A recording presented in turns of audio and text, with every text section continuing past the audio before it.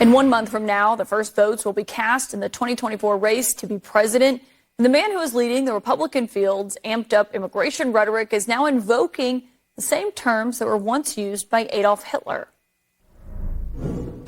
They're poisoning the blood of our country. That's what they've done. They poison mental institutions and prisons all over the world, not just in South America, not just the 3 or 4 countries that we think about, but all over the world. They're coming into our country from Africa, from Asia, all over the world. In Mein Kampf, Hitler wrote, "The Jew," and I'm quoting him here, "poisons the blood of others." Trump has used that line before and other phrases like it that echo Nazi rhetoric, but it should be noted that, as you can see there, he is reading off a teleprompter, meaning that he knew exactly what he wanted to say. I'm joined tonight by Marc, former chief of staff to Vice President Mike Pence, and David Axelrod, the former senior advisor to President Barack Obama. Marc, I mean, having a strong immigration policy is one thing. This is not that. And as you are someone who well knows, Trump's language has consequences. It's not just colorful words, as some people like to dismiss it as. I mean, how dangerous do you think that is? Well, look, I think it's offensive. I think it's certainly outlandish. But he says things like that to get extra attention, put himself back in the center of coverage.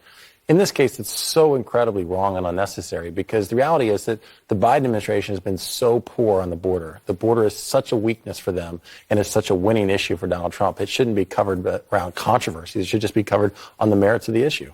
But, I mean, no one's talking about it as like an actual issue right now. They're not saying, well, this could be done with asylum or this could happen. That conversation is happening on Capitol Hill. What they're talking about is that he's saying what Hitler used to say. Well, I think you've covered it since 2016. I think you know as well as I do. He's probably never read Mein Kampf. But the reality is that you're making my point that on the merits, he has such an advantage on border because the Biden administration has done so poorly on this. And so instead, we're talking about controversies about the outlandish language he uses, which I think is counterproductive.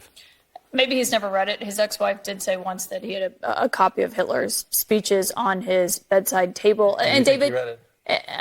I can't speak to his reading list. But David, I will say, the other point of what Marc is saying here is this is something that Trump has said before. He is someone who pays very close attention to his media coverage.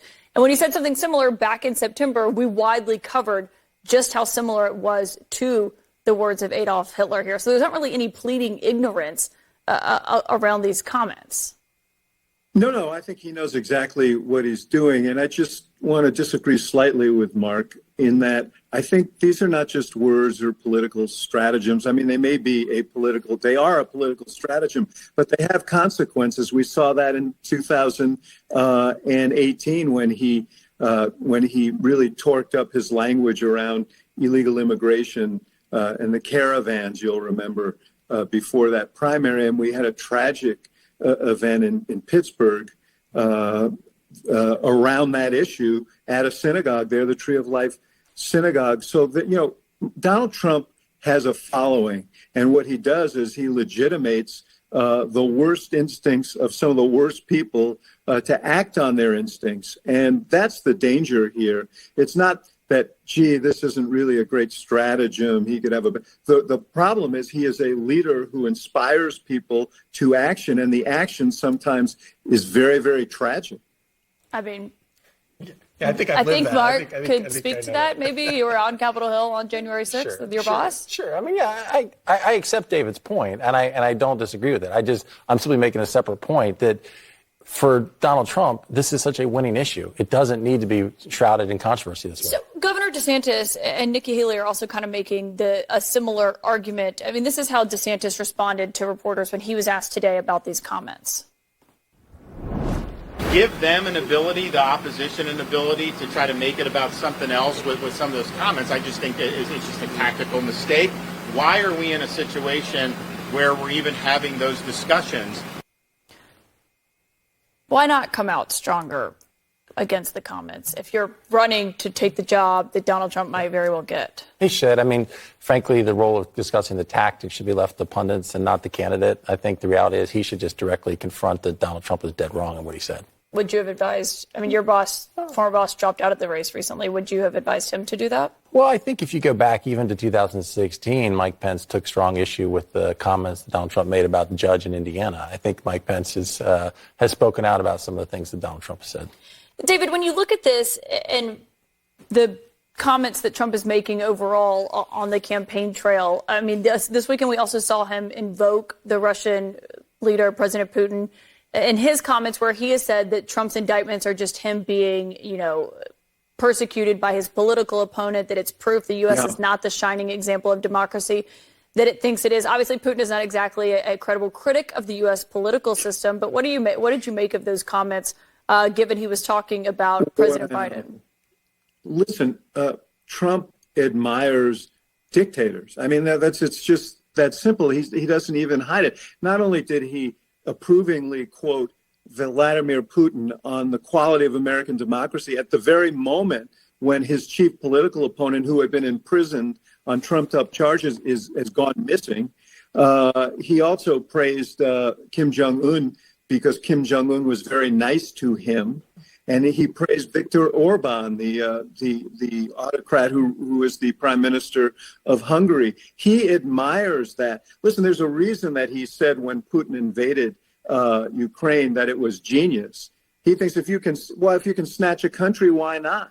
It's the complete absence of any sort of moral center that is the problem here. When Governor DeSantis says, well, he made a tactical mistake. No, it was a moral outrage. And, the fact that so many people in the Republican Party are so intimidated by Trump that they don't want to speak up to that is a real problem for the Republican Party going into a general election. I mean, obviously, this was a hallmark of Trump in the White House the last time, praising Putin. I imagine he would do the same, if not further, if he wins re-election. Ron DeSantis is on the campaign trail today saying that if Trump loses the Iowa caucuses, he's going to claim that it was stolen. Do you think that that's the route he'll take? I think he has a hard time accepting defeat, and I think that he does look to find others to whom he can blame for that. So I think that there's probably some credibility to what he said, but Kaitlan, I think the reality is he's probably going to win Iowa by a significant margin. So I don't think that's going to be what we're facing. But if there is some state, New Hampshire, wherever, where Nikki Haley is surging. I think we saw that, right? We saw that in 2020. How do Republicans handle that? Have they learned how to handle that? Because it seems like a lot of Republicans on Capitol Hill, and even the ones who are in the 2024 field, are scared to criticize him. I think that a lot of Republican voters still like Donald Trump. And so to attack him, I think a lot of the media want other candidates to go after him directly. I don't think that plays well among primary voters. And as you know, it's the difference in right and wrong. I know it's just right and wrong, Kaitlan. I agree with you on that. But just from a political analysis, I think the reality is that that's the challenge for them. And right now, Donald Trump is leading Joe Biden in most every poll. And what role will the former vice president, given his proximity to it on January 6th, what role do you see him playing? I think he was very outspoken about the events of January 6th, Caitlin. I think he was his open letter to the American people. I think he has been on the campaign trail, but I think that right now, I don't think you'll probably see him endorsing anytime soon. Anytime soon? Anytime soon. I mean, I'm not going to speak for him. I'll let him make his own decision, but right now, I don't see that imminent. Marc Short, David Axelrod, as always, thank you both.